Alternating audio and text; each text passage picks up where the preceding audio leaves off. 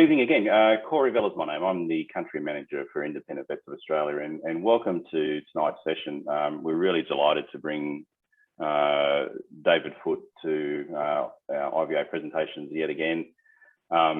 This particular session is something that is so much on the minds of many people at the moment, and the session this evening, burnout in veterinary staff and prevention and recovery. If there's not a more appropriate time for a session like this, I'm not sure when that actually is, and I think it's pretty evident.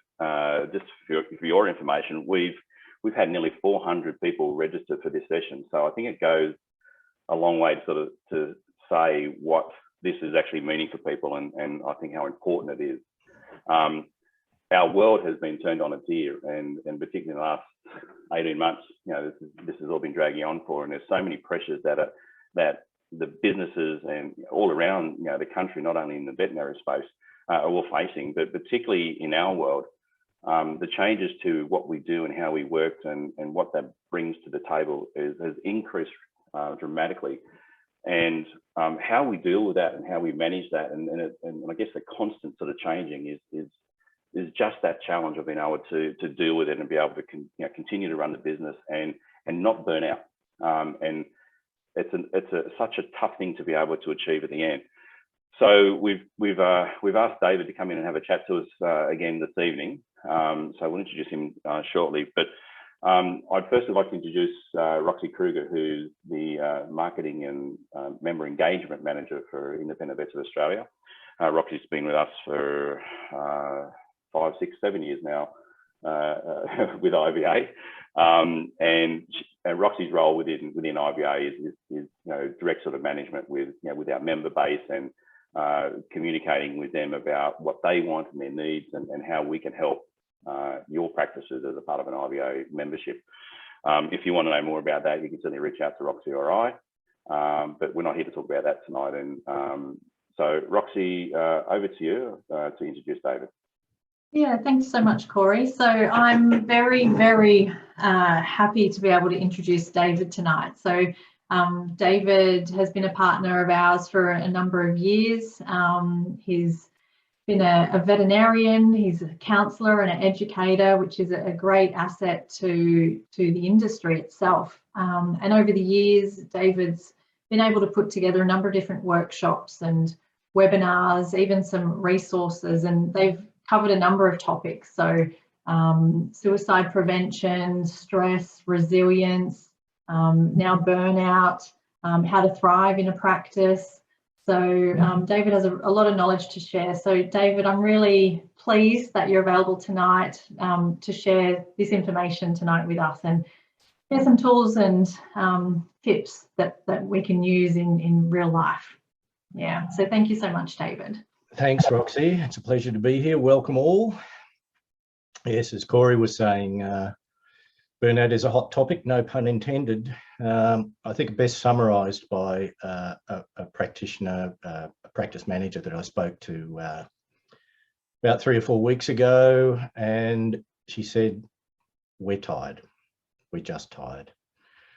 So a lot of people are tired because of the demands of the last year and a half. Veterinary practice has largely just exploded. The demand's been crazy. I read one figure of 4 million extra pet owners just looking at small animal practice. So the profession's been under the pump. And not that burnout is a new problem in the profession. All of the helping professions have higher rates of burnout than the general population, and it was a problem before COVID and the increased demands of the last 18 months or so. So, and it's an important thing to, as Corey said, don't burn out.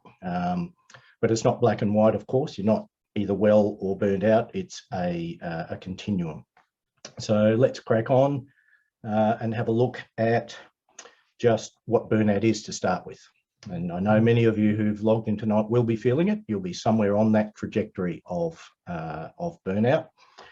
Some of you probably at the bottom of it. Some of you may not be. Just interested maybe for your staff or for yourself around prevention. So what is it? It's a set of symptoms. Is it a medical condition? Some countries describe it as a medical condition, some don't, but it's just a cluster of symptoms that exist on a continuum. And its onset is insidious. It's basically about chronic overload. So being tired after a week or two, a demanding week or two, that's not burnout, that's being tired. Burnout is months or years of chronic overload. It has a strong effect, or the potential for a strong effect as it progresses on both a strong negative effect on both mental and physical health and our capacity to function and enjoy life. So as burnout progresses, for most people, life becomes about endurance more than enjoyment. As we'll see when we have a look at the symptoms, the joy and the lightness tends to go out of life, and it feels like a marathon with someone keeps moving the finishing posts. So it's not a nice, it's corrosive. Burnout is corrosive to our well-being overall. And there are potentially very serious long-term consequences. So unemployment, underemployment, chronic health problems. I see people with a lot of autoimmune disease, stress-related illnesses, irritable bowel syndrome. Burnout is about chronic stress in the form of overload. So stress-related illnesses can crop up, and sometimes they don't resolve so quickly, if at all. I've been doing this counselling work for 20 years or so, having been a vet for 20. Some of my very early burnout clients that I got back in the early 2000s, a couple of them haven't really recovered. Their whole lives have had to change, and they live with what could quite reasonably be described as disability. So it can be nasty. There's a lot of individual variation in manifestation of burnout and in recovery. It's difficult to predict exactly what will happen for one person, but early intervention is the key to burnout. And to a degree, it depends on what you can change and what you can't change. So that's the first thing. What can I change? How can I decrease this overload? But the earlier you get off that, I call it the burnout staircase. It's like bumping down a set of steps, and you don't want to get to the cellar. So the earlier you can do something and stand in your power to help yourself as best you can, the better your chances of full recovery, of a quicker recovery. So that's a really important point. It can be part of a continuum leading to suicide. Of course, not everyone. We know there's a huge problem with suicide in the profession. Not everyone who commits suicide is suffering from burnout, but some are. Some people get so bedraggled and disheartened. There's a positive correlation between burnout and depression, and a lot of people who commit suicide have major depression. So there's a link there, and they can get so just so beaten down and hopeless and full of despair, and they can't see a way out. So it has a link to suicide. And also, we're here tonight, we're veterinary staff, so we're focused on the profession. That has been the source of a huge increase in demand for us. And the early research on burnout just focused on work, and it was identified originally as just a work-related condition. You couldn't get burnout from non-work related factors. And various people hung on to that definition of a lot of argy-bargy in the academic literature. And finally, a little while ago, well, a fair while ago now, it's been opened out. It can be non-work related, or it can be a mixture of both. So work-related risk factors are there are a lot of them, that's just some of them. High patient load, hours work, obviously overload, negative relationships, a difficult work environment, and sometimes in some practices can just be one person who's very difficult. So some sort of negative relationship in your working environment. Female and under 30. So this is one of the things coming through in the research now is it's unfortunate that females do seem to be more vulnerable to stress, to depression, to anxiety, to suicide, and to burnout. I'm not exactly sure why, but that's what the data tells us, and under 30. So there's some of the work-related risk factors. Now we kind of, in a certain way, get to the nitty-gritty there are personal risk factors as well. So burning out is always a relationship, or involves a relationship between personal factors and environmental factors, whether it's work or outside of work or a mixture of those two things. So it's always a dance between those two. Now, these personality traits that I've listed there are these predispose people to burnout for obvious reasons. So a caretaker, which the helping professions are chockers with, all of the helping professions, very kind people who want to help, but can overextend themselves in helping and not look after themselves. People pleasing, similarly, difficulty saying no. Both noble qualities and good in the right measure, but if they're distorted too much in an individual, to the extent that that person is either unaware even of the concept of self-care, which some people are, or just doesn't actually prioritize it, then they're harmful qualities. Same with all the others. Driven, obviously someone who's driven is just going and pushing and driving and achieving. Driven people are obviously very strongly focused on achieving and being productive. Now, again, there's nothing wrong with that, in balance with self-care. So what I'm talking about here with these personality characteristics are they're out of balance with self-care. Perfectionism, holding ourselves and others to extremely high standards. The sneaky thing about perfectionism as a character trait is sometimes people turn it on themselves and go, I should be able to handle this. I should be able to find my way out of this. This is weak. You know, there's something wrong with me. I'm weak because I'm feeling exhausted and demotivated and you know, I'm burning out. And what that can do is make people go into denial about it. Actually, you know, this just isn't happening. I'll just ignore it and keep going and keep pushing. You cannot recover from burnout or prevent it from worsening by pushing harder. Key point.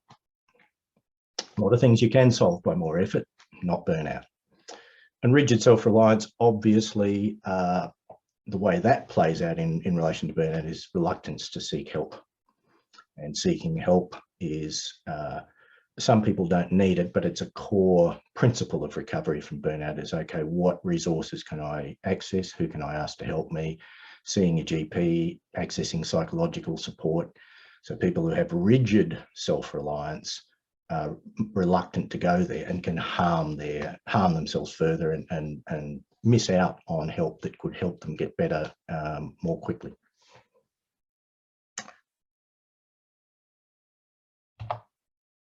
So what are the symptoms? Well, I know many of you, unfortunately, obviously we're different, but I know a significant number of you will be feeling these symptoms.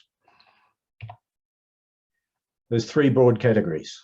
Exhaustion, obviously, as the name implies. Depersonalization, that's kind of changing around in the literature. Some people are putting cynicism in there. Depersonalization was used very early on. I still like it. I think it describes more how people feel. Lowered personal efficacy, just can't do as much. Let's have a look at them in a bit more detail. So there's, I won't read through them all. You can see them for yourself.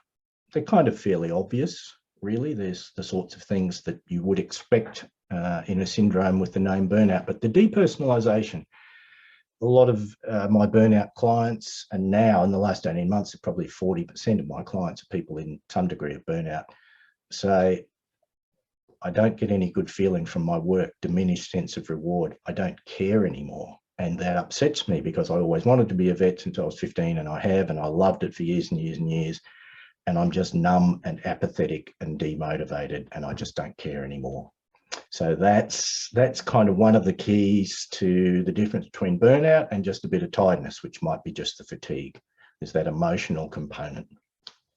And obviously lowered personal efficacy. You might have at one point been able to blast through, if you're a vet, 40 consultations a day and do 6 surgeries, and you just can't do that as you progress in burnout. Find you just can't be as productive. And the same for whether it's nurses or receptionists or cleaners, it doesn't matter who it is suffering from burnout, just won't be able to be as efficient and productive and sharp as you used to be. And interestingly, what's coming through in the research is that as a population, veterinary nurses suffer more from burnout than vets. And I screened a practice for burnout. We got everybody in a large practice, got them all to do a burnout inventory questionnaire, and the nurses actually emerged as the population suffering a higher degree of burnout than the vets. So that's something starting to become recognised. And the last two in lowered efficacy, they're not aspects of lowered efficacy. Some people self-medicate with alcohol or drugs. They're feeling so awful, they want some relief. And as I mentioned before, new health problems can arise, or old ones flare up that have been dormant. And loss of diligence and normal routine. So at home, you might be spick and span and have the whole house looking wonderful, and your car's clean all the time, and you find, if you're in burnout and you've got to a certain point, there's dishes piling up in the sink and the place is a mess. So just that loss of normal routine, loss of the normal structure is just you haven't got the energy to maintain it. So really what I wanted the focus of tonight to be was, okay, what do we do about it? The road to recovery or prevention, the same principles and the same principles apply to prevention. If you're feeling a bit of burnout and you want to stop it from getting worse, if you are feeling really burned out and you want to recover, if you're not burned out at all and you don't want to experience it at all, the same principles apply. And really, underneath these principles is make adaptive changes. So I'm particularly talking about people who are feeling some degree of burnout. You've got to adapt somehow. You've been chronically overloaded, you're not doing well, you're feeling those symptoms. Something has to change. If nothing changes, and you keep going down the staircase. And we all have different circumstances. If you've got 4 children, you can't suddenly not have 4 children. Some people, perhaps a single person who doesn't have all that extra responsibility, might be easier for them to make changes in their life. So what can you change and what can't you change? But you need to change something.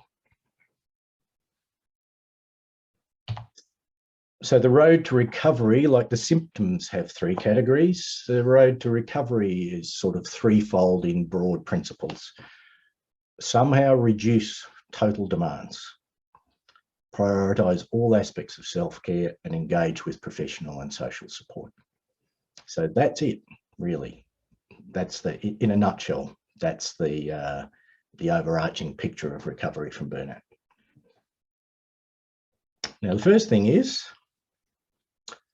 I never used to advise people to do this. They'd come and see me and I'd support them, and mostly they'd recover, and we'd just have a number of sessions and that was it. And then I realised, I've read in some research quite a few years back now, having written plans, having visual cues, having something palpable and real in the world other than just trying to pluck ideas out of your mind. I need to have some extra rest today, whatever it might be.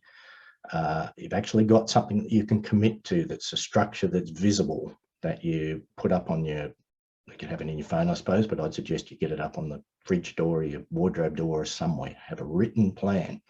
Depending on where you're at, it might be 1 month, it might be 3 months. But if you're experiencing significant burnout, you're probably not going to turn it around in a week or 2. So I'd be saying, okay, look to start climbing back up that staircase over the next few months.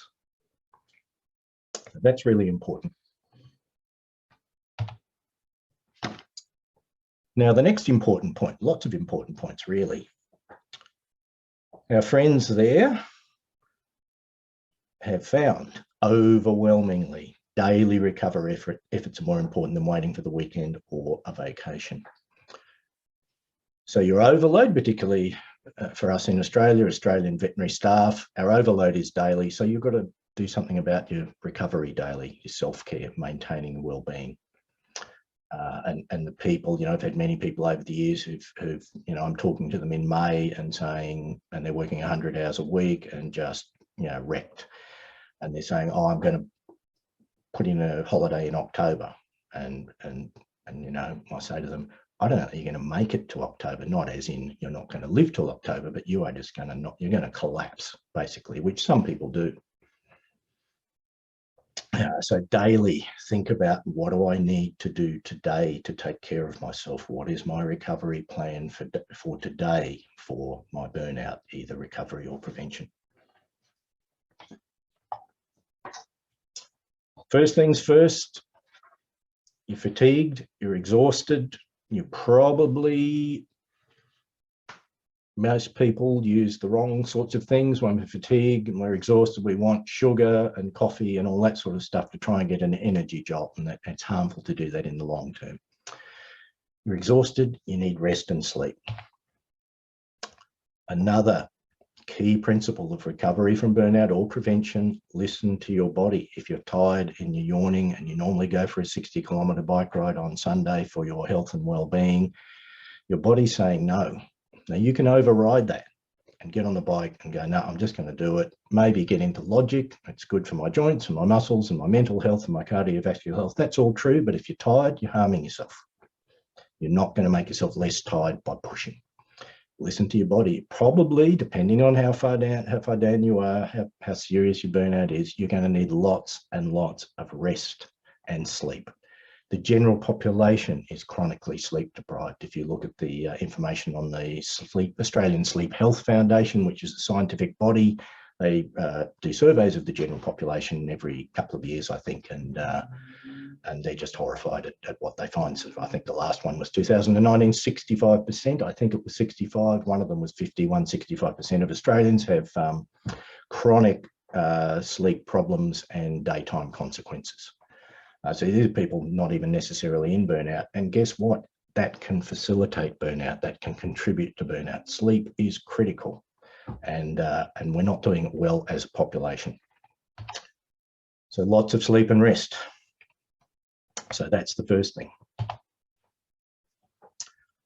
That's just a quick outline of sleep. There's lots of information about that, but hardly anyone does it. Most of us, the overwhelming percentage of people of the population for our best well-being, need to be asleep by 10 o'clock. What the Sleep Health Foundation has found is that typically Australians adult Australians go to sleep about 11:15, and they're watching screens before they go to sleep, which decreases the production of melatonin, which means even if they feel like they've slept well, their quality of sleep is not as good. So that's just 4 quick points. Wind down an hour beforehand, no screens, and 8 hours plus. You know, a lot of people in burnout just say, I just need to sleep all the time. I'm trying to help a personal friend, and he's rang me up a little while ago and just said, I've just got to sleep all the time. I get home from work. He's not a vet, he's an engineer. I get home from work and I've just got to crash down, and I'm getting 11 and 12 hours. And I just say to him, yeah, mate, that's what you need. Listen to your body. I get that it's uncomfortable and you don't like it and you wish it was different, but your body's telling you, okay, I need this. Sleep critical. You're not going to recover from burnout if you keep yourself sleep deprived.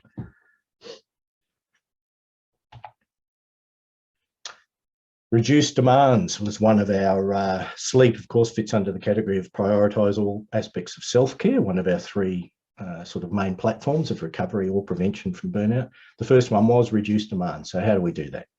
What can I change? What can't I change? So I suggest you sit down with a piece of paper and you do this. You get 2 columns, the busyness I can't control, the busyness I can control. So if you have to go to work and you don't have any choice, you've got a mortgage to pay and you haven't got spare funds, then you have to go to work and you can't control that. This list used to be a lot longer on the busyness I can't control, because I had in there, well, you've got to cook meals, and maybe you have a partner that you've got to wash your clothes, you've got to put petrol in the car, and you've got to mow the lawn, you've got to do all this household stuff. And the fact is that today you can outsource that. If you're down the bottom of that staircase, you can outsource those things. You can get if you have the funds, you can get someone to come in and do all of that stuff. You can get prepared meals, really good quality pre-cooked meals. And a few of my clients at the moment, a couple of them are single mums, and they're exhausted. They're having a really, really tough time, and they're getting it. They've outsourced all this stuff. They're going to the supermarket, buying all these prepared meals, and shutting everything else down. So household duties, you can probably outsource that as well. So thinking in terms of survival, particularly if you're feeling really burned out, what do I need to do just to survive? Okay, you probably got to, if you have to go to work, a lot of people have to pull out of work.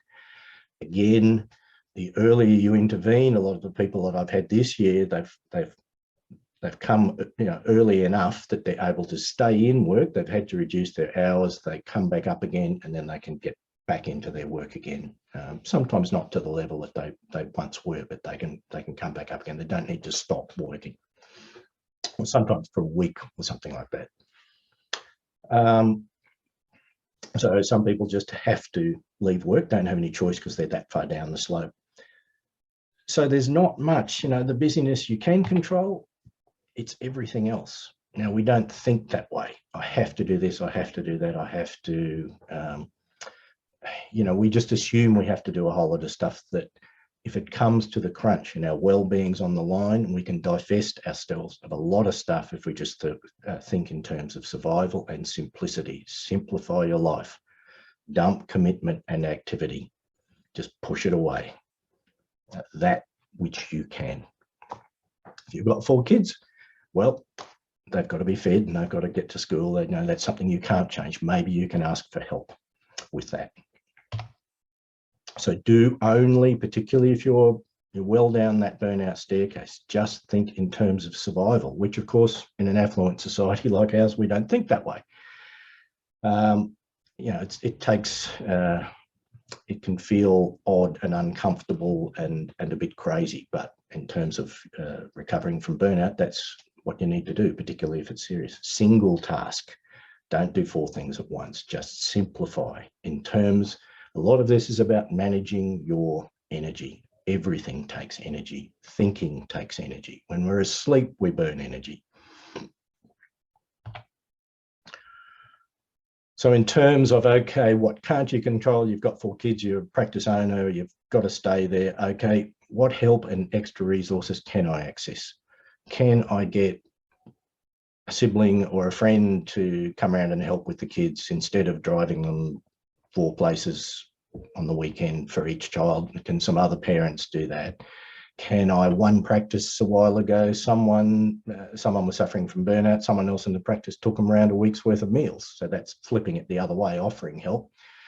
What's out there? Who is there that I can ask for help? And again, linking that back to our personality traits that contribute to burnout, rigid self-reliance, driven, that'll work against that.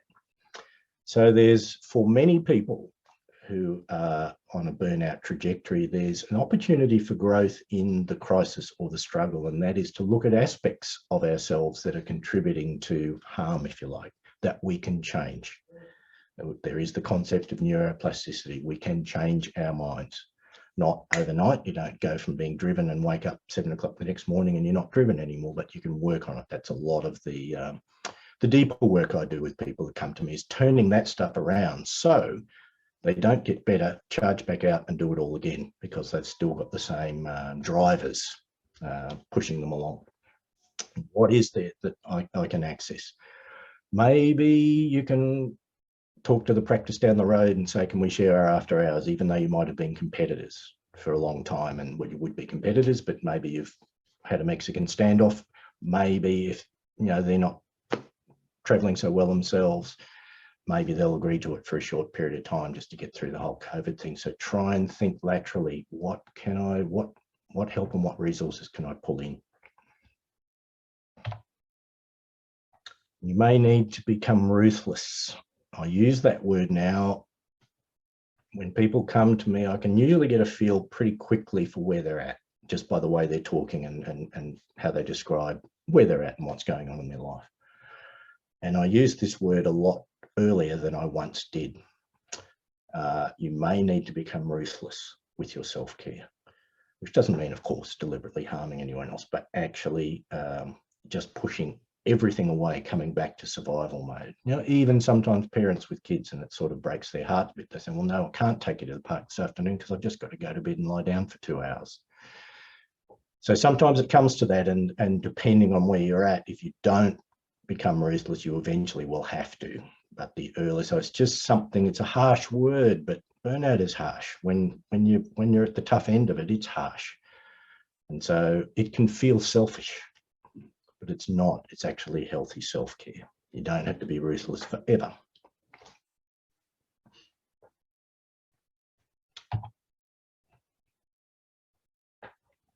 And so in a way, I've alluded to what's on this slide. View every activity, particularly if at the nasty end of burnout, in terms of its energy cost to you, both cognitive and physical. Don't forget, you know, there's cognitive energy. We've all studied for exams at school and get exhausted sitting down at the computer for 5 or 6 hours studying something or doing an assignment or whatever it is. So don't fall into the trap. Well, it's just physical energy. There's cognitive energy. I've had people in burnout who can't read a page of a book. They are so completely depleted and exhausted. They open a book, just a novel, and they start to read at the top and their energy is flagging and they just can't go on with it and they've got to close the book and go and lie down. So everything takes energy. So think of every activity in terms of its energy cost and choose low cost activities. What are low cost activities? They're those. Little effort, no productive outcome, not deadline driven. Opposite of veterinary science. And they're all those cruisy things. And people sort of think, oh, you know, but I'm not doing anything. I'm not achieving. The driven high achiever. That will be like asking them to drink poison.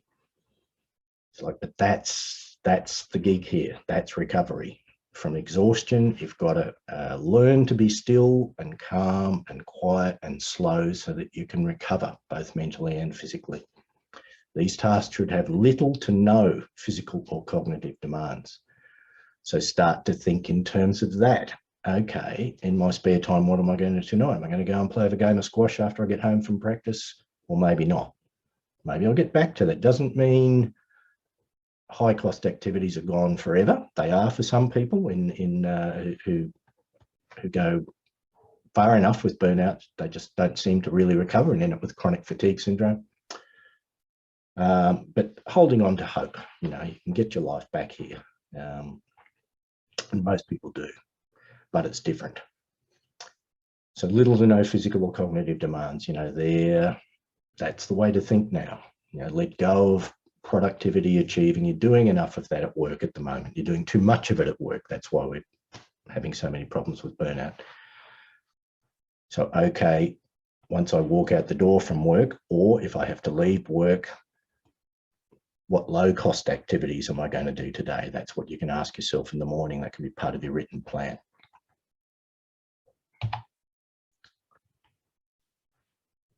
That's another way of putting it.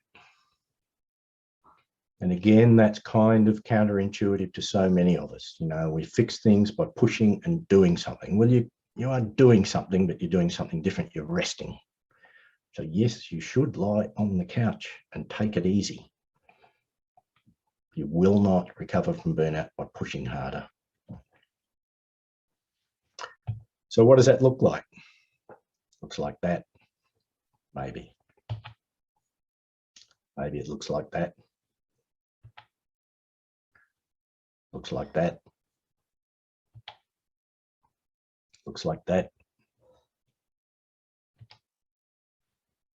If you're lucky, looks like that. Time in nature has an additional, it seems to have, this is being researched very strongly now. There's a new field in psychology called environmental psychology. And part of what it's looking at is the restorative healing power of spending time in nature. And there's research coming through now that it actually works. So there seems to be an extra benefit to spending time in nature. So grab whatever you can. If you're lucky and you live in an environment where you can access something like that, well and good, or the ocean if you're in Sydney. If you live on the 20th floor of a high-rise apartment, maybe it's your local park, or maybe you can get somewhere that's not, again, low cost. If you said, all right, I'm in the middle of Melbourne and I want to go out to, you know, up to the border, out into the country or down into Gippsland, because that's going to give me some time in nature. If that's going to take more out of you to go down there and back for the weekend, and all that you have to do, you've got to pack up and go to a strange environment, stay in a different place overnight, and you've got to get food organised. This is the way to think, particularly if you are significantly burned out. What's this going to take? Think of every activity in terms of the energy cost. So you might say, you know what? No, that's a lot of energy to get down to this place and back. What can I substitute for it that's 15 minutes away?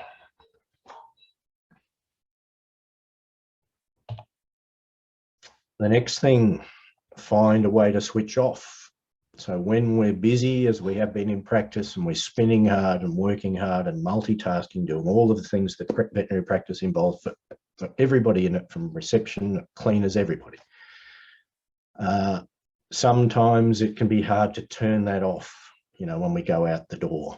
And if it's not work, it might be just, you know, home life, or maybe difficulties in relationships or whatever. Finding a way to switch off and calm down is important. Now, different things work for different people. I think the most efficient thing to do is learning meditation, in my experience. So I recommend that one. Some people have a resistance to that, say, no, I don't want to do that. So any of the mind-body practices are good, and the three with a strong evidence base are meditation, yoga, and Tai Chi. And the clients that I have who are in burnout, who adopt some form of mind-body practice in a manageable way, you don't go and do 10 yoga classes a week and do hard yoga, like it's all got to be low cost. They just do better than the people that don't. And there's a lot of research about the health benefits of all of those things. So the three are meditation, yoga, and Tai Chi. Harvard in particular, Harvard University does a lot of research on Tai Chi. In fact, they publish a book called The Benefits of Tai Chi, based on research that they've collated. I've only ever had one person do Tai Chi, and that's someone recently, and she said, oh wow, it's amazing, I love it, and I do that every morning, and it gives me energy somehow. I don't know how these things work, but they seem to, they're valid, they're beneficial. One way you can, so finding a way to switch off. For other people, I did a workshop in Sydney, and someone said, what did she say? I walk out the front door, I get into my car, I play my favorite song, this particular song, and I ring my partner and say I'm finished and I'm on my way home. And that whole thing takes 5 to 10 minutes, and then work is gone. It's not about forgetting work completely and forgetting you're a vet or a vet nurse or whatever you are. That's probably unrealistic, particularly with our work. We've got sick animals, maybe lots of unknown. We're worried about our animals. It's probably unrealistic, although some people can just go, boom, and just switch off. Just dialing it down so it goes from foreground to background or sideground. So different people have different routines, but think about a role, what's called a role shedding ritual that you do every night between work and home to try and minimize work-home interference. Last point on the page there. So some people will stop and just sit in the car at a local park and maybe walk a lap around the park. That might take 10 minutes and do some deep breaths. Some people will, it'll be helpful for them to talk to somebody and debrief, maybe another vet colleague or whatever. So there's no rules about what it has to be, but think about for you, you know, what helps you now to switch off. Maybe you get home and you spend 10 minutes just sitting and being peaceful and having a cup of tea. You don't get straight into activity. Maybe you listen to soothing music. Maybe, but find a way to switch off, to shut your head down. The busyness can be, our bodies and minds become habituated to busyness when it's chronic, even if we weren't that way before a period of chronic overload as we've had. And so we can go home after a 16-hour day and just want to be busy. I'll just clean the bathroom and I'll, you know, paint the kitchen and I'll go and water the lawn and I'll clean the car, and we're sort of, our bodies become habituated to busyness. So finding a way to break that and to activate your parasympathetic nervous system. What can I do that's going to be calming and soothing and just dial me down and help me just shift work so that it's not on the main Technicolor screen of my mind when I'm watching television or whatever. It's just down to the side. And if you don't have to be involved in work, you know, don't. So don't take calls, turn your phone off, put your smartphone away. Some practices that have overnight care, the vets in particular, and some of the nurses will go home, but they can log back into the practice and find out how animals are going from the staff that are rostered overnight. That's a real trap, you know, and I would be saying, okay, for anybody, I would be saying be careful of that. You know, it's work life. You've got to have a life outside of work. It's balance. So much is about having balance. So don't do it. You know, don't do it if you don't have to, particularly if you're dealing with burnout.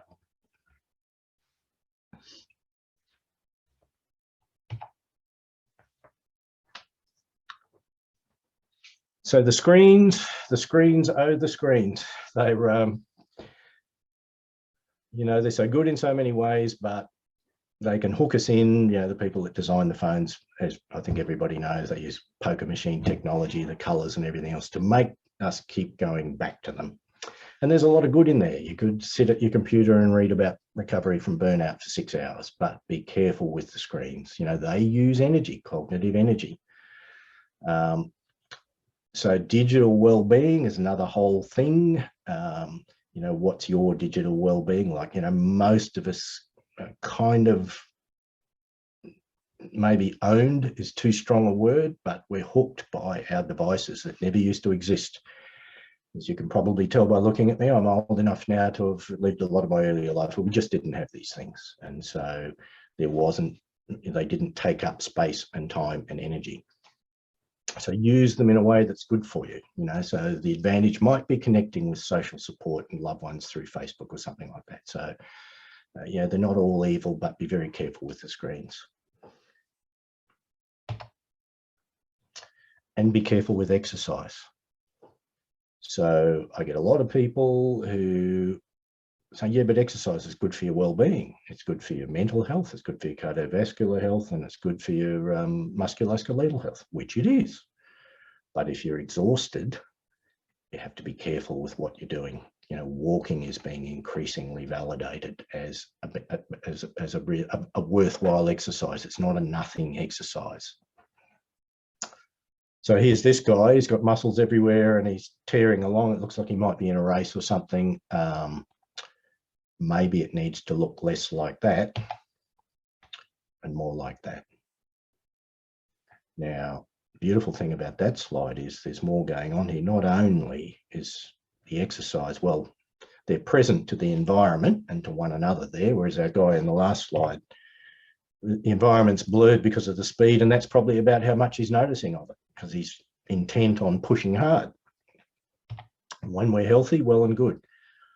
So they're connecting with one another, social support, and they're also in nature, which we talked about before, and they're taking it really easy. So if you've got serious burnout, or you're finding, okay, I love pushing myself with exercise, really part of my routine to maintain my well-being, but I'm feeling tired. I can feel it in me. You know, burnout is something we feel. It's not diagnosable by a blood test or an x-ray or anything else. You feel burnout. So listening to your body again. It's like maybe you just go down wherever, you know, your local park, and you just do a lap, and then you put the bike on the ground and you lie on the grass and look up at the clouds. You know, if you can have social support as well and good, which brings us to our next point. So this is a paper, you can see at the bottom there, the reference, Burnout and Daily Recovery, a day reconstruction study.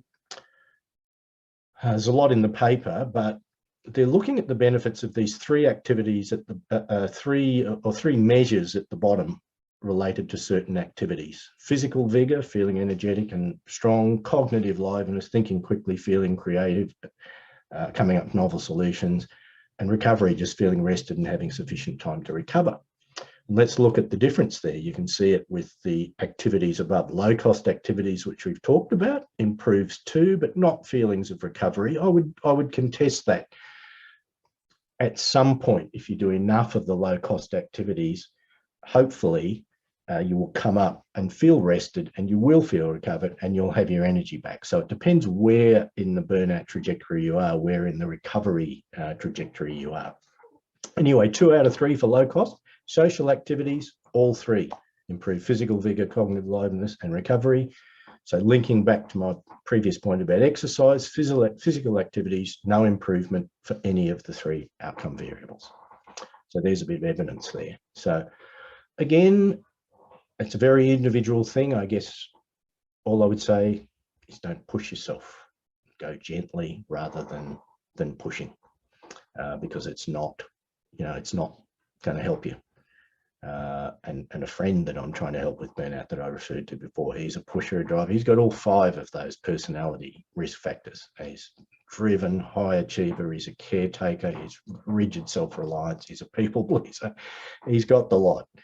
And I can see his head, he's into exercise and into the work gym, and he's been as fit as a mallee bull his whole life, but now he's burned out because he's had chronic overload in his work. He's getting caught in logic. I have to keep doing exercise because if I don't, my muscle bulk will waste and I'll start to get knee problems. And so he's in his head, but his head is writing checks that his body can't cash. And so he's harming himself. He's getting it. He's a hard person to help because rigid self-reliance, he doesn't want help from me. So I'm trying to do it covertly. And he's starting to, he had severe work home interference. He was up till 11:30 midnight every night with the computer on his lap doing his office work, crazy overload. And he said, I've just gone in and told him I can't do that anymore. I went, yes, that is recovery. And that is also him turning around that pattern of driven, high achiever, rigid self-reliance, his head. And I asked him about this. I said, I bet you're running a story that you're weak because you're not coping with all this. And he said, yeah, I am. And I said, well, that's not true. You've been under unreasonably high demand for 3 years now, and you are a human being, not a cyborg. So he's getting it. He's making a shift that will hopefully benefit him in the rest of his life. So there's a little bit of evidence about keeping physical activity in balance and being careful with exercise. Next thing, overlooked. I'm not a dietitian, but a lot of the people that come to me with burnout, they don't eat when they're at the clinic all day. They have coffee and sugar and a muffin, for a 12-hour shift and 45 minutes travel either end. That's probably contributed to the burnout. So it's really important to have good nutrition. You all know that, but you have to do it. If you're not doing it, okay, new habits. You need to prioritize it. Again, trying to get well from significant burnout without a good diet, you're making it twice as hard. You're not giving your body anything. You're not giving your body what it really needs. You're not nourishing it. Tricky, because when we're burned out and chronically stressed, we want to eat all the sugar and ice cream and all the junk. Our body's just, the cortisol's kicked in and it's going, give me quick energy. I need quick energy. And that's not good for us in the long term. But at work, a simple rule, there's all sorts of different dietary advice, and people have such a broad range of diets now.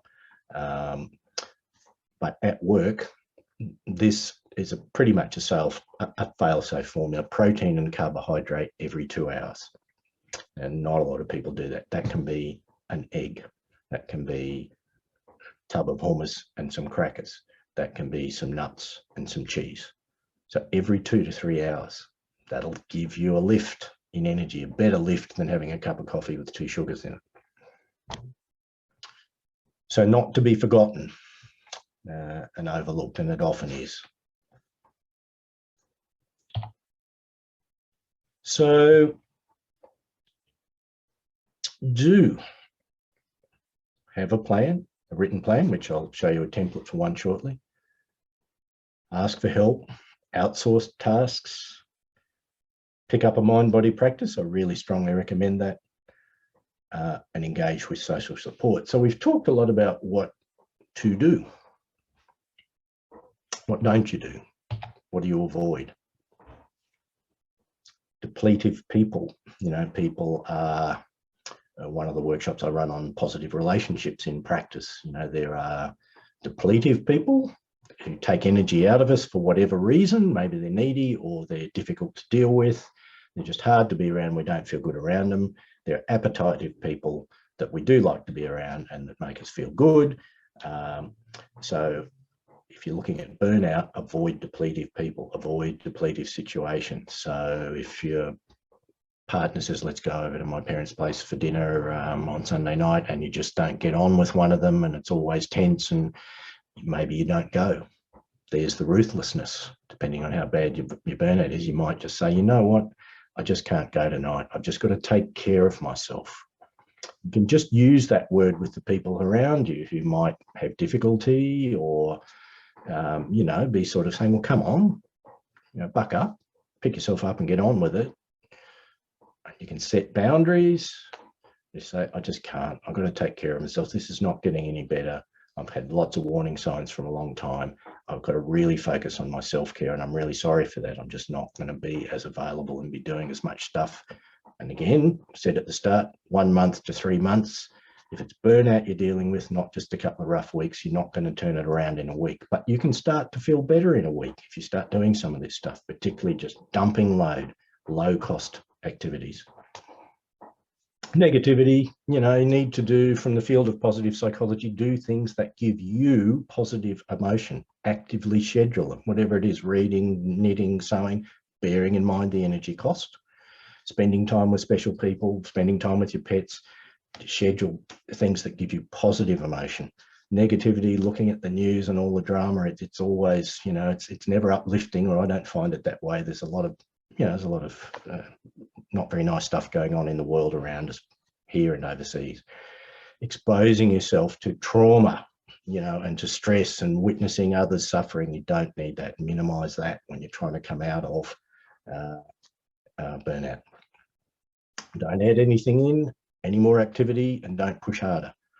So the friend that I'm trying to help said, I'm going to start studying a course. And in my head, I'm thinking, are you insane? But he's driven, he's uncomfortable not doing. He doesn't feel good not achieving and ticking boxes. And so his head said, oh, I'll pick up a course. And so I talked about this. Well, why would you add things on? You're sleeping, having to sleep for 12 hours. Let's just look at some basic logic here. Why would you add more load in when you're already struggling with what you've got?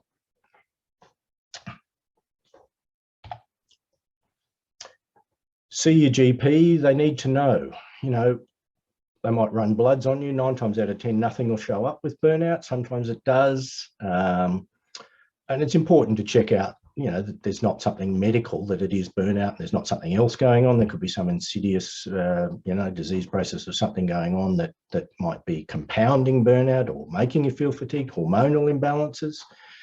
Some men that I've helped, sort of 50 plus, run out of testosterone as part of burnout, and that can happen anyway with age, but as part of burnout, and trying to recover without enough testosterone in your system, it just doesn't happen. So they get that addressed, and they usually get supplements, and then they start to come up again. So see your GP, go in there and just tell them what's going on and take their advice. And consider psychological support. I would really recommend that. That's what I do, of course, and there are other people around who do it. Of course, any psychologist, I suppose. Some people specialize in burnout. You know, it can make a big difference, particularly if you're pretty beaten down and you're down the bottom of that staircase. Just professional support to help you just find your way through it when it's really messy and you are just flogged out and not really able to think clearly and overwrought emotionally or numb. A lot of people, you know, come to me and they're really distressed. They're just bursting into tears. They're really just, you know, they're burned out, right out. And having professional support to just kind of hold you a bit. I suppose that's how I look at what I do, is I just kind of hold people a bit. They've got to do the work, but I just hold them a bit, and an opportunity to debrief is really important, just to talk about everything, get honest about how you're feeling, get some strategies. You know, I help people implement a lot of this self-care. That's a lot of what I do as well, is give them a plan and monitor them as they go along, and nearly everybody struggles to do it to start with. But those that get onto it, the sooner they get onto it, the more quickly they start to feel a bit better. And so in terms of psychological support, here's something out of a paper talking about burnout, and this is just one little grab out of it. When difficult emotions, which you probably will have if you're suffering from burnout, were kept hidden or insincere, burnout increased. So having counselling support, professional support, you can ventilate all that stuff and just get honest and say things that you may not want to say to someone else. Like my friend, you might say, I feel weak. And a counsellor will say, okay, yeah, I hear you, but you're not. Okay, so how about you ease up on yourself and think about yourself more kindly, because it sounds to me like you've really done well. You've just been bearing this load for ages and ages and ages, and quite understandably, you've just run out of puff. So be kind to yourself. So that's one of the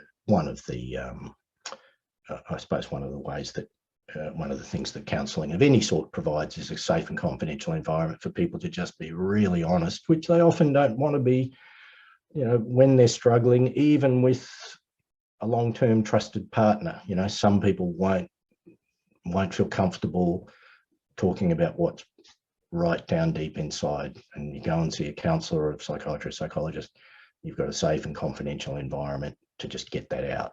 And as that says there, not getting it out, burnout can increase. So it's significant. All right, so probably as a result of what we've been doing tonight, certainly those of you who are feeling burned out to a greater or lesser degree, even those of you who aren't and are just have tuned in to look at how you don't, it's probably going to mean some new habits. And so usually building new habits takes a little bit of time, particularly prioritizing your self-care, getting ruthless, just doing low-cost activities, reducing demands, asking for help. What extra resources can I get? What's the busyness I can control?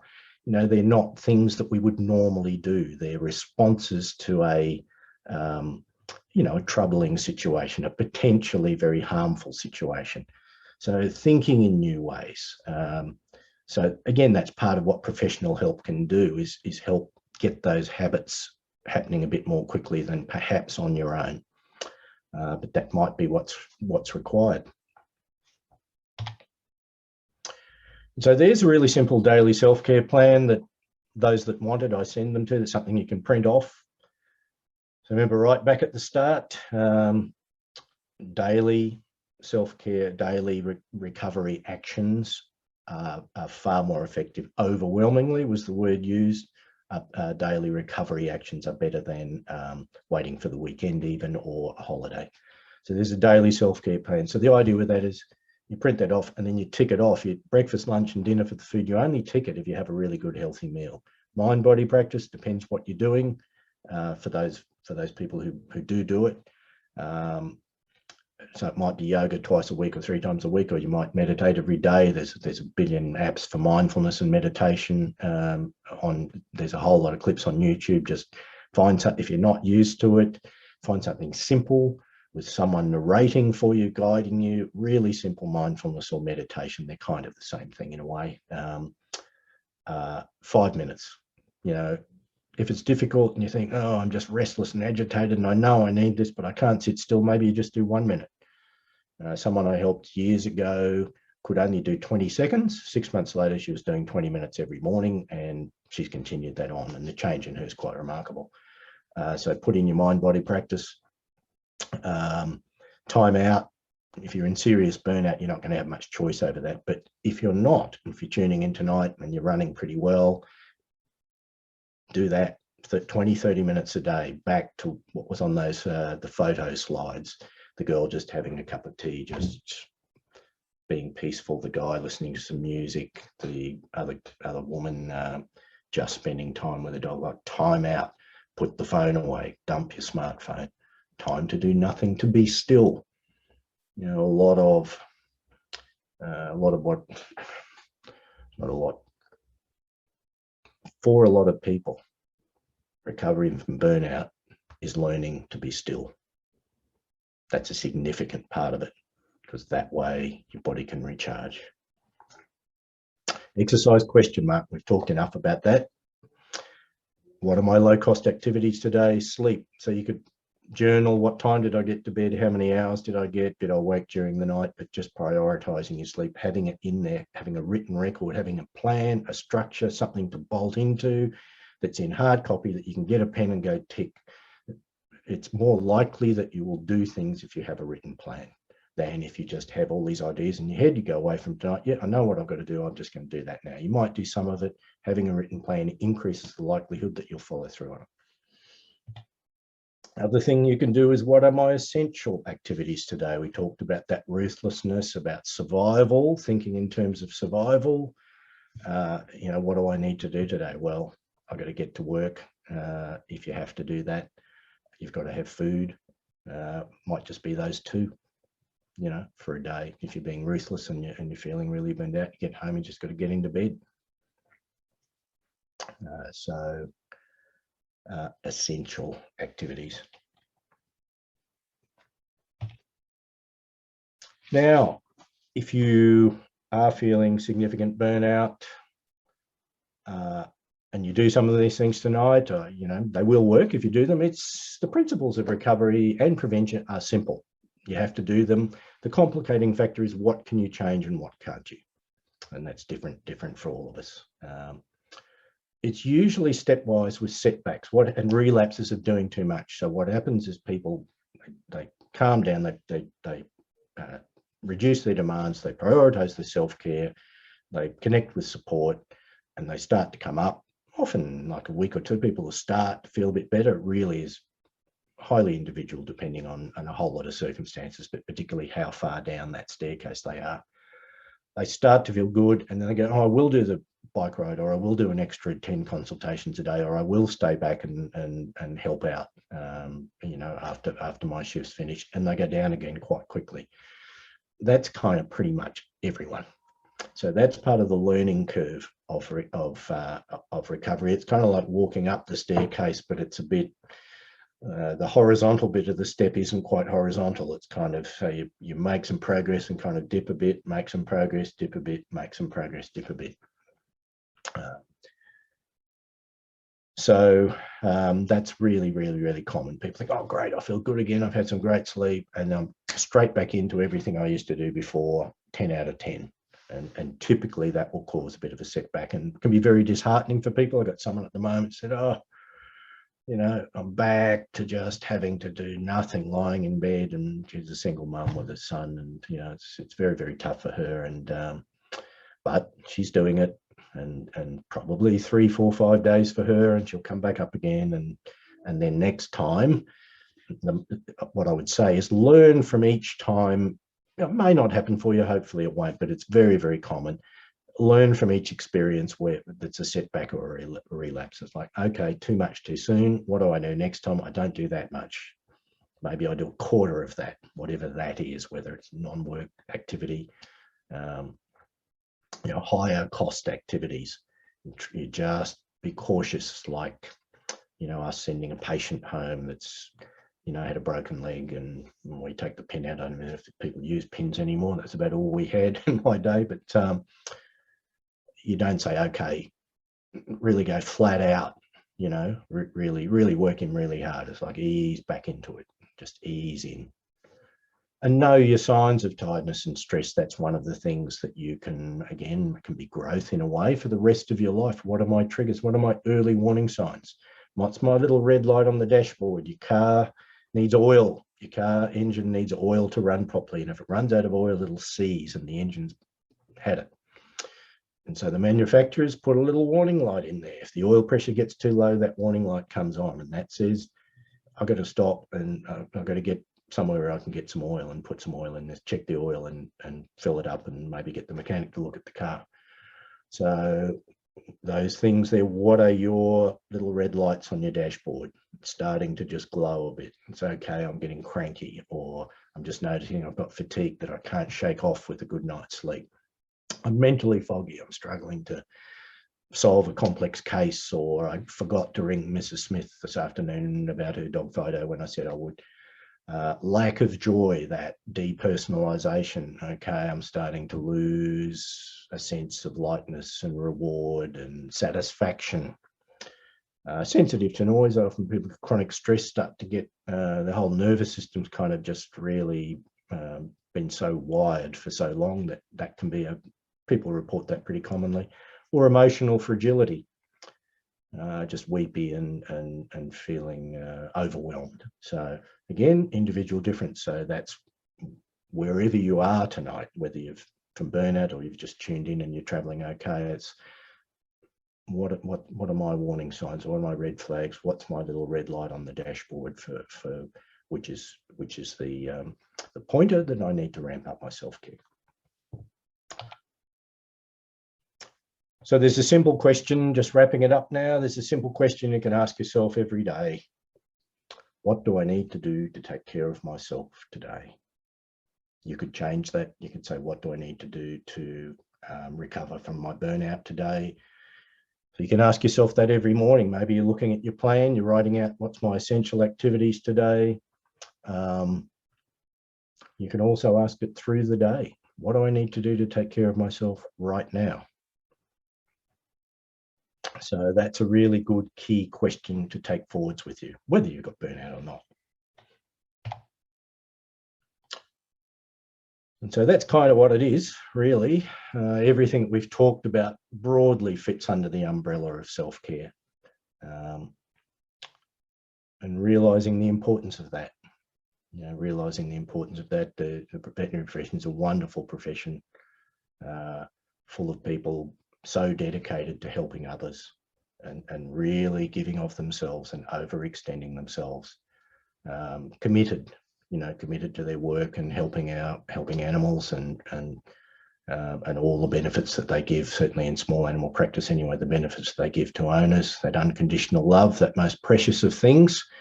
There's a book called I think the 5 Regrets of Dying People or something, people at the end of their lives. And the top one was, I wish I'd loved more. It wasn't, I wish I'd worked more, I had more money, and people who've lived their lives and they're at the end, I wish I'd loved more. And that's what the profession does, is it gives people that through keeping their animals healthy when we can. People get that special unconditional love.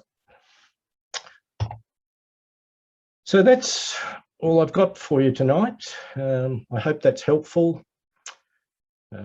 There's my details. Feel free to contact me if you wish, and I'll now open the floor for questions. Thanks, David. That's terrific. We've got a whole bunch of questions that have been coming in through your session. So here we go. Yep. So if you look down on your chat bar there, I'll let you work through them there from the top, I guess. And there's a couple of questions in the Q&A one as well. So maybe we'll start with the chat one there. We've probably got about another 20 minutes or so we'll try and work through them as best we can.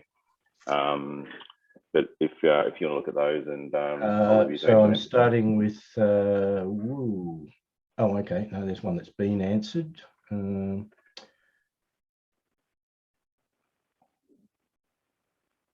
We just sort of go up to the top part there first, and then I'm down the bottom. Hang on. So hello. Questions. Interesting that females are more likely to be affected by burnout. I can see a correlation with several of the personal risk factors and personality traits. I suspect these are not genetic but socially conditioned. David might like to comment. I think it's a bit of both, and of course it's highly individual.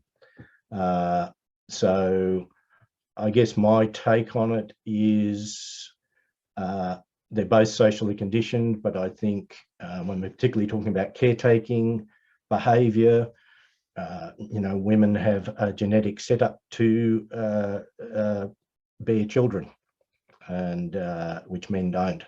And so I think there's a setup, the capacity, the priming, if you like, in females to caretake based on that is that can sit underneath other caretaking behaviour. So I think it's a bit of both, but that's just an opinion. I haven't sort of yet dug into the whys and wherefores of that. Okay. Just reading through. What does a written recovery plan involve? I think I covered that. Yeah, list of daily self-care activities. So we've covered that at the end of the presentation. That must have been, that was asked earlier on. I've got the self-care chart. If you want that, you can just contact me. My details are there. I'm happy to send it through to you.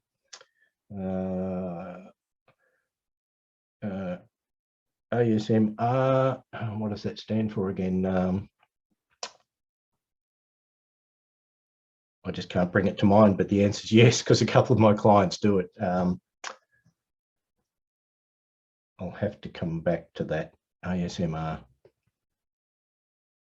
No, I'll have to come back to it, but a number of my clients do it. So I'm going home and I'm going to listen to my ASMR tapes, and they really help me. The roll shedding ritual is taking my bra off. Okay, seriously. Okay, fair enough. Well, like I said, it's whatever works for you. Sales of chocolate. Would chocolate be another form of self-medication in response to stress, or does eating chocolate meet the requirements of a low-cost activity? You're joking.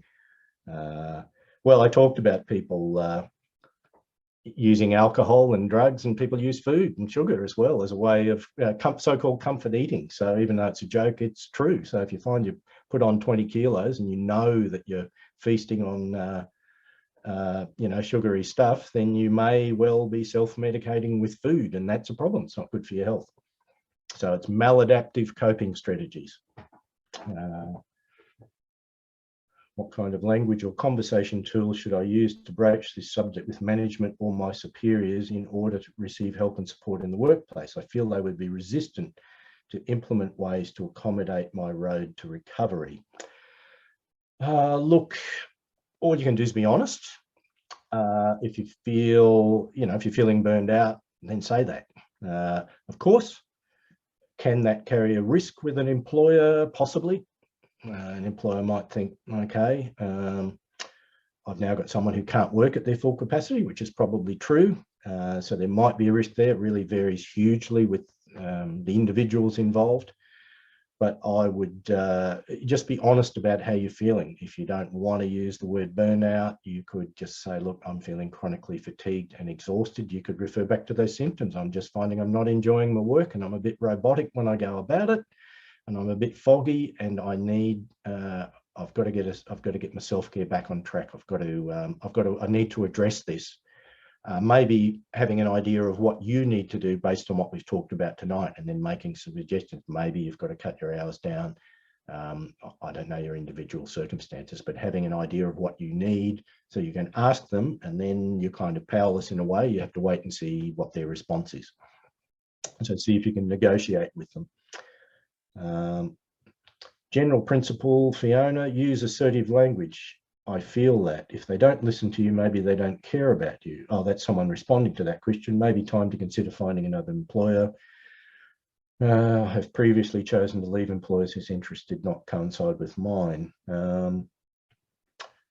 Hi, for anyone who's in the cellar, so I talked about the burnout staircase and in the cellar, would they even be able to plan, or would that merely add to overwhelm and inability to cope? Function, good point. Sometimes people just can't. They're so far down, hence professional support. So I'd be saying, okay, if someone's down there, straight to your GP, and either get your GP referral to a psychologist, or one of the people that, there's myself and there's a few others that help people specifically in the veterinary profession. So yes, people can get so debilitated that they can't marshal the inner resources to plot their way out. Therefore, that key question, and earlier on in the slide, what extra resources can I access? Professional support. That's what I'd be saying for that one.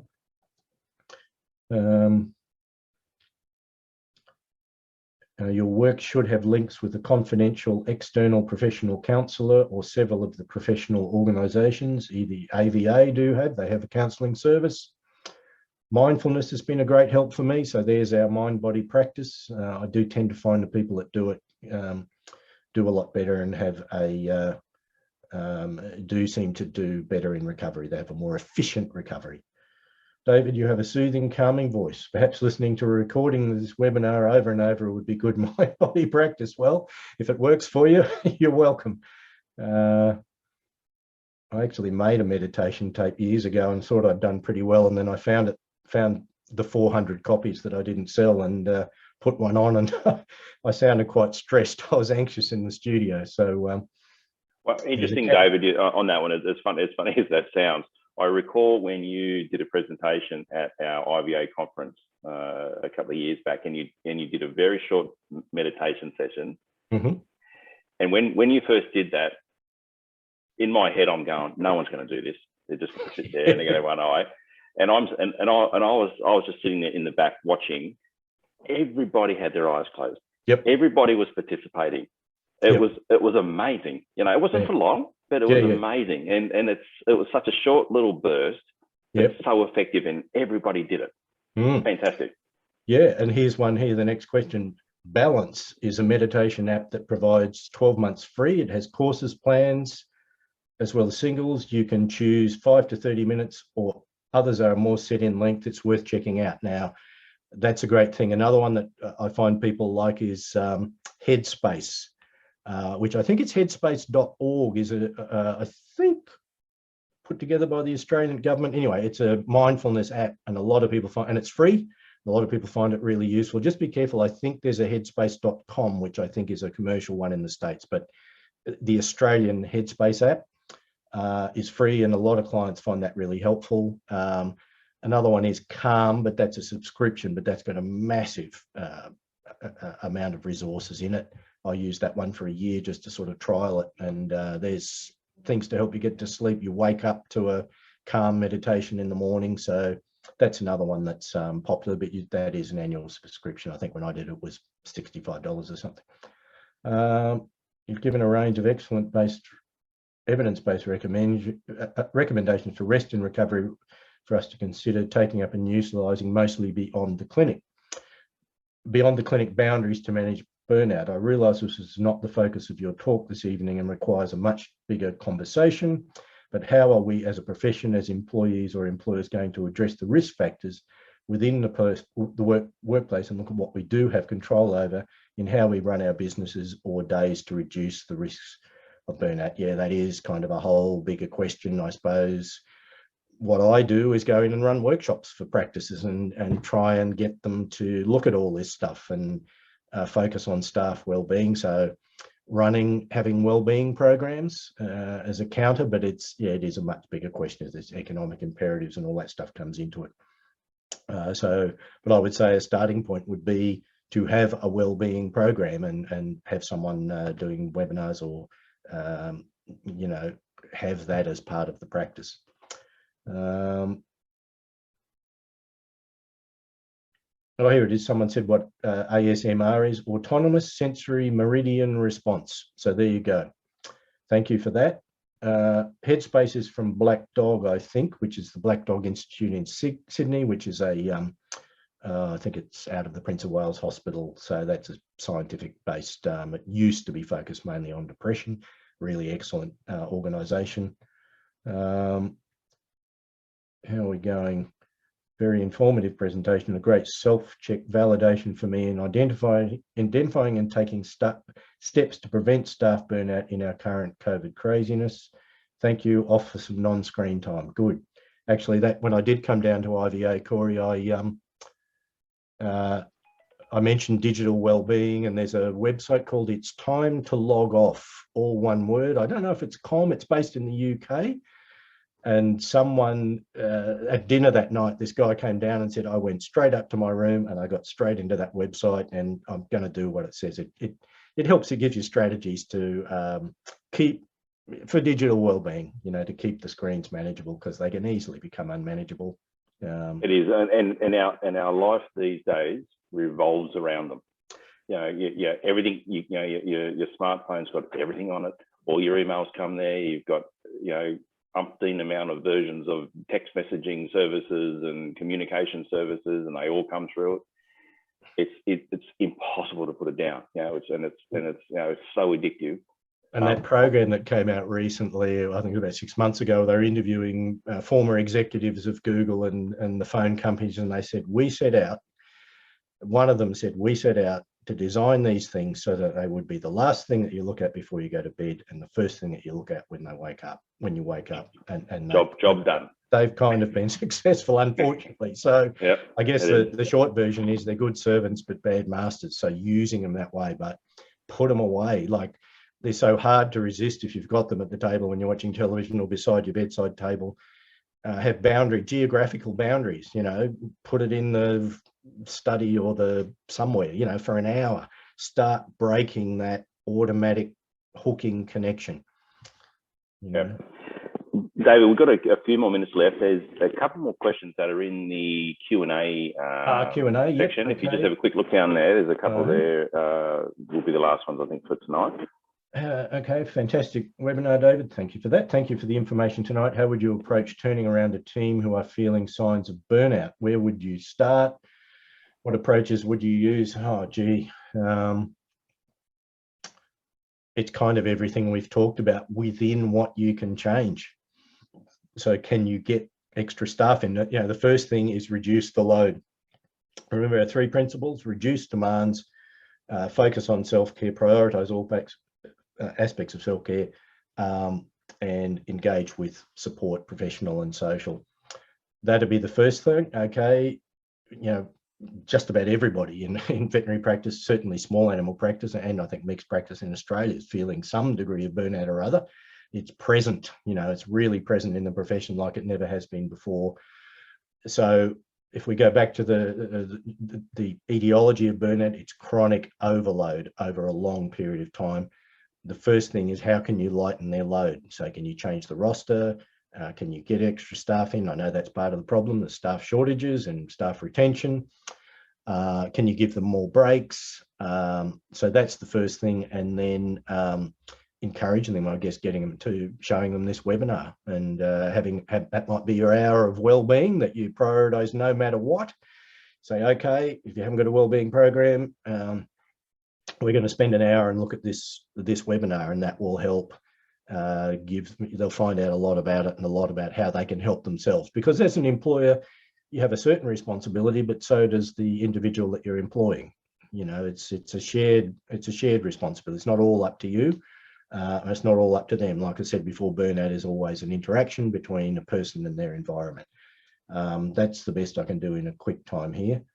Hi David, I'm usually an equine vet, but I'm currently off work while recovering from spinal surgery, which resulted in physical burnout. How do I go back to work and set clear boundaries with my employers to ensure I don't become overworked and injured again? Okay, so that's really serious. I'm really sorry to hear that, that's happened. You kind of said it. You have to set clear boundaries, and what I talked about before, it's very typical. The recovery trajectory in burnout is typical stepwise with relapses.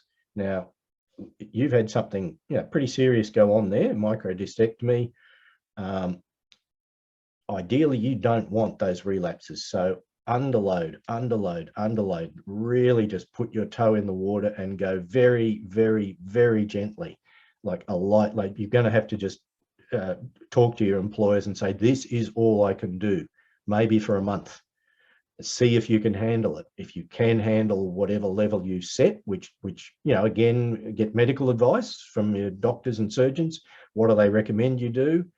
So get good medical advice, but be conservative.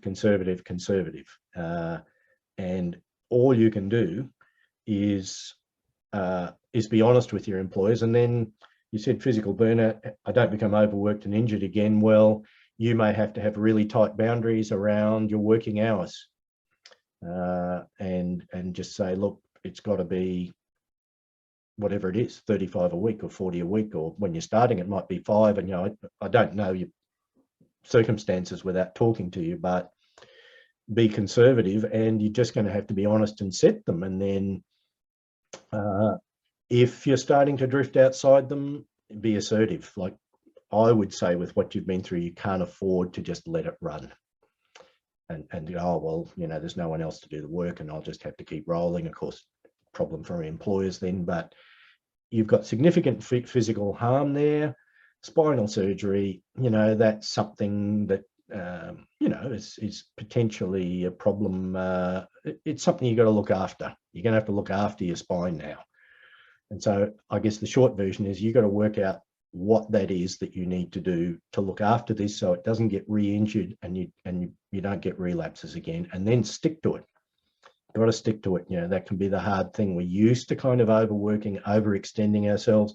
Veterinary practice, not perfection. So sometimes, you know, we're due to go off shift, bang, something comes in, and it's got to, you know, it's got to be addressed. So it is difficult in that way. It's not like an office job. It's like 5 o'clock, ding, I'm out of here. So, but as much as you can, you've got to have it contained and tight and conservative and safe for you. What if doing things like lying on the next question? What if doing things like lying on the couch only seems to make you feel worse? So that's a point. Versus doing exercise and more caught up with the negative thoughts. So that's something I didn't go into a lot, but I alluded to it at the end with seeking professional support. Often there's a real mental battle with burnout. Like I said, there's a positive correlation with depression. In human medicine, there's a positive correlation with reduced patient care and medical errors too. And I've known someone, a vet, who a whole bunch of livestock died because he made a dosing error. I'm getting a bit off track there, but yes, mood disorders. Some researchers have said serious burnout and depression are almost indistinguishable, because depressed people, they've run out of energy and have a lot. There's a lot in common.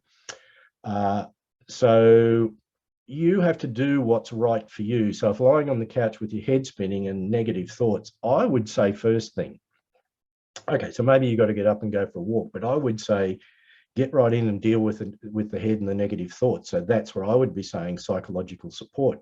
Use the mindfulness apps. Use something to calm and still your mind.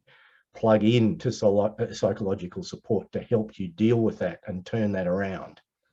And then it might be a balance between that and doing things.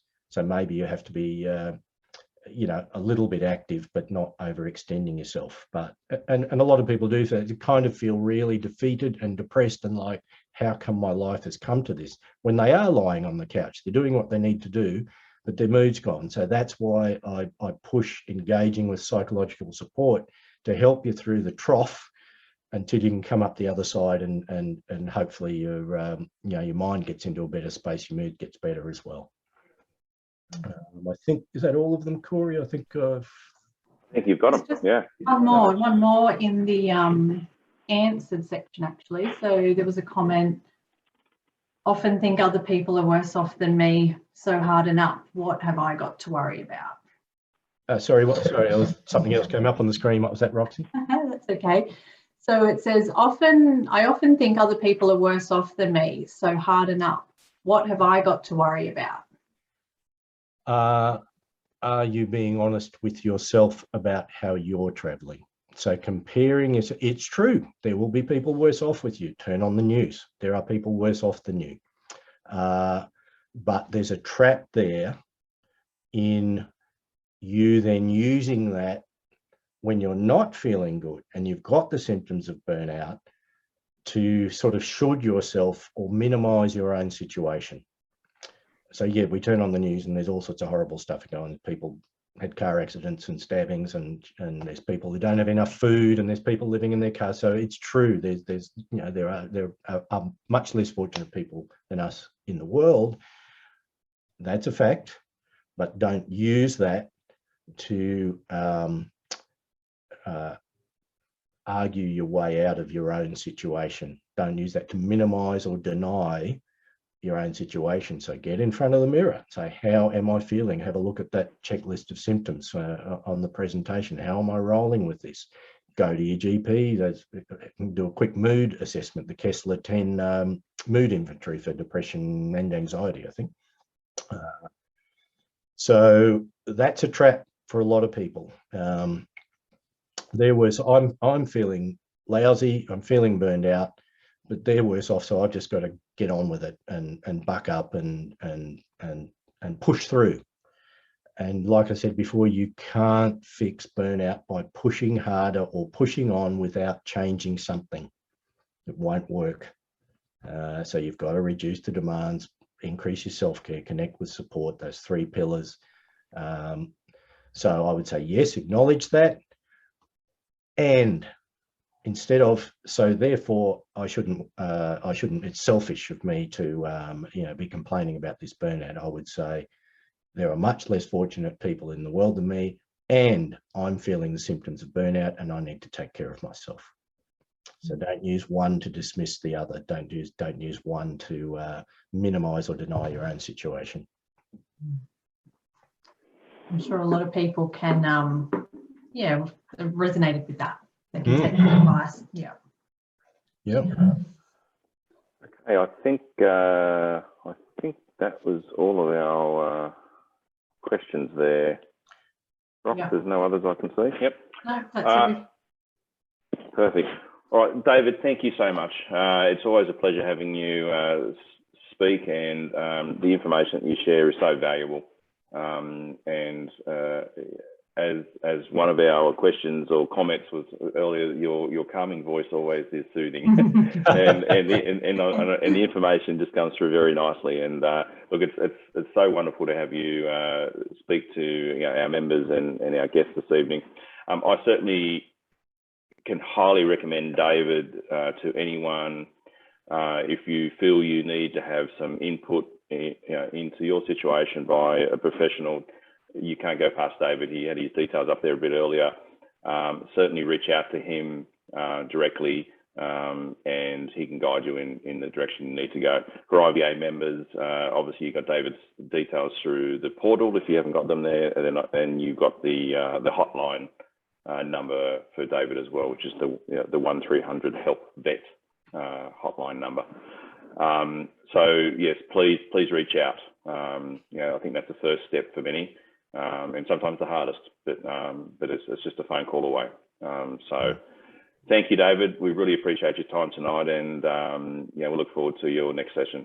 Oh, thank you, Corey. It's been a pleasure. It's wonderful to have so many people tuning in, and look, I feel for you. I hear it every day that it's been tough, but I hope tonight's given you some ideas about how to take care of yourself. We have to. As a profession, we're pretty good at taking care of other people, our clients and their pets, and sometimes not so good as at taking care of ourselves. Complicated by COVID, but I encourage you to make whatever changes that you can to look after your well-being. Fantastic. Thanks, David. Good evening to everyone, and we'll see you again soon. Thank you.